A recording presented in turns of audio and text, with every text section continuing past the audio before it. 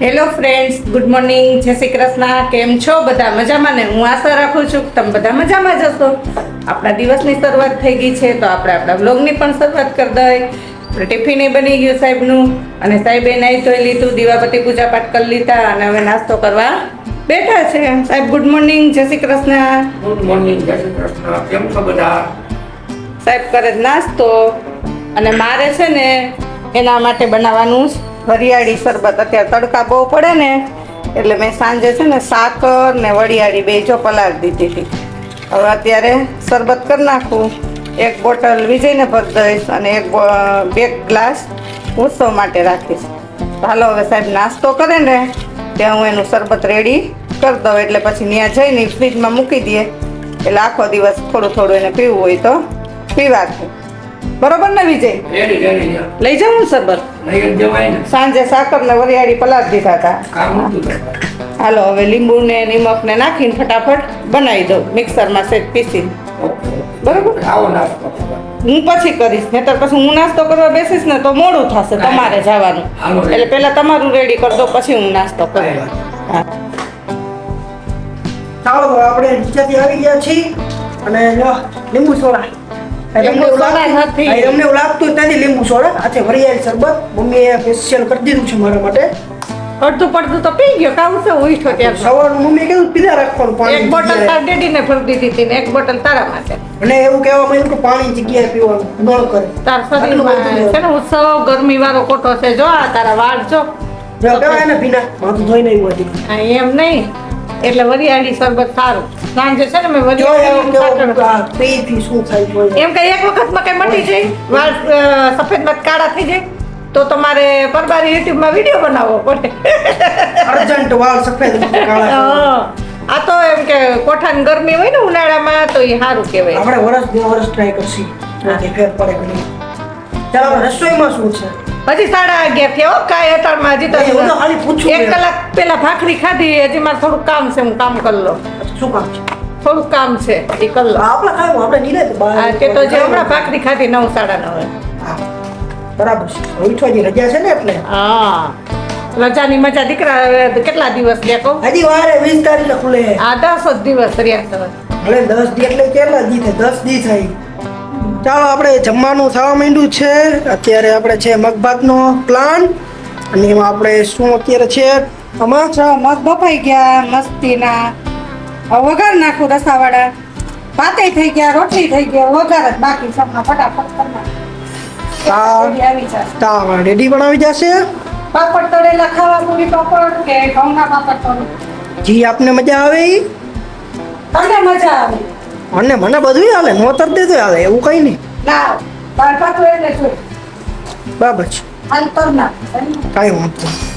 જો આ ઉત્સવના 11માના બધા ચોપડા છે ને, ઉત્સવને કીધું બોક્સ ખાલી કરી નાખ, અને 10મામાં જે વિદ્યાર્થી પાસ થયા એને તું આપી દે. અને ઉત્સવને હવે 12માના ચોપડા આવી ગયા છે, તો મેં કીધું આડા આવડા ભરાઈ જાય. મેં કીધું આ તો અમારા બાજુવાળો બાબો છે એ હવે પાસ થઈ ગયો, મેં કીધું એને આપી દે અને તારા એમાં બધાય ગોઠવી લે.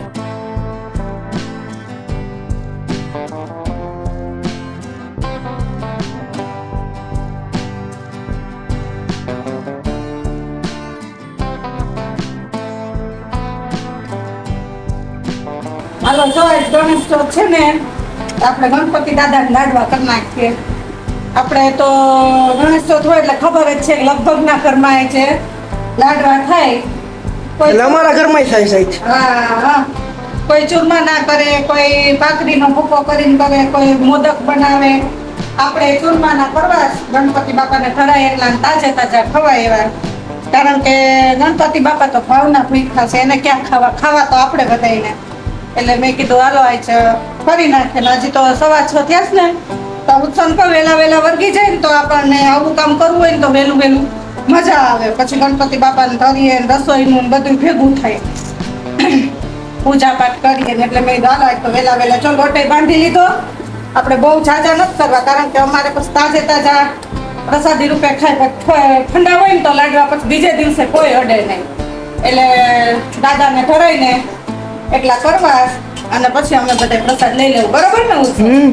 તો લોટ બંધાઈ ગયો, તેલ મૂકી દીધું, એમાં તળતળી થવા માંડ્યા. હા અને પિંડી તરાવા માંડ્યા. ચાલો તેલ આવી ગયું છે તો હવે અને બીજું ઉત્સવ તે લોક સ્ટાર્ટ કર્યો ને મને યાદ આવ્યું.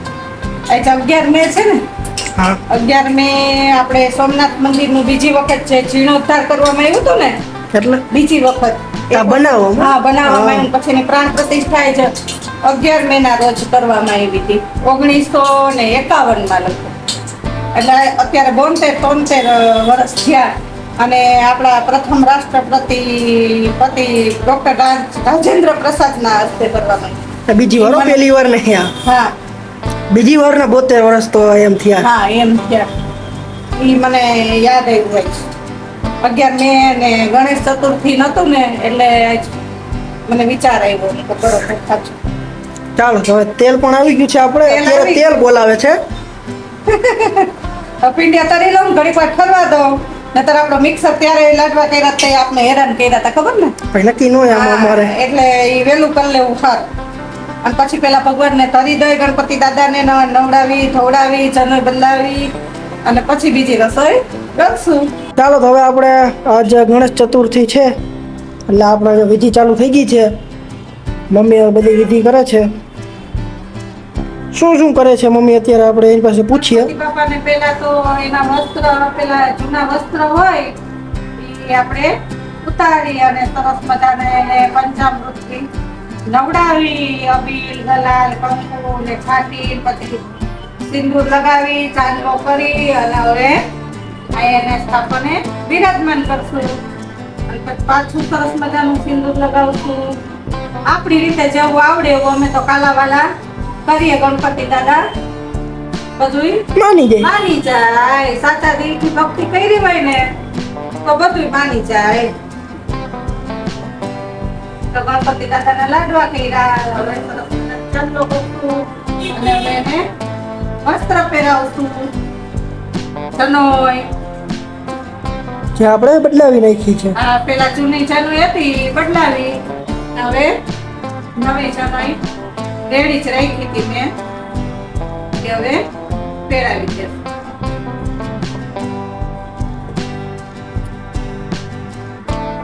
હવે ગણપતિ દાદા દીવો કરશું. પાણીનો ગ્લાસ ભરીશું. અને લાડવા તો રાખ્યા જ છે. હા લાડવા જમે તો પછી આપણે પાણી પીવા જોઈએ ગણપતિ દાદાને જોઈ ને.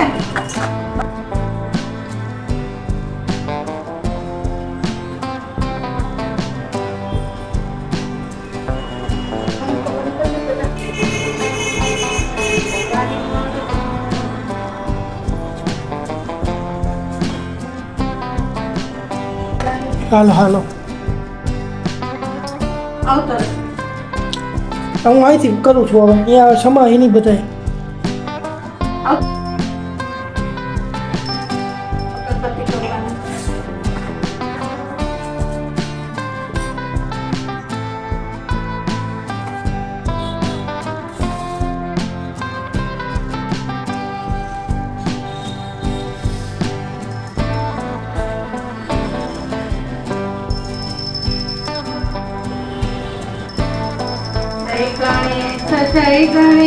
જય ગણેશ દેવા માતા જગી પાર્વતી પિતા મહાદેવા एकदंत दयावंत चार भुजाधारी मस्तक पर सिंदूर सोहे मुसक की सहारी।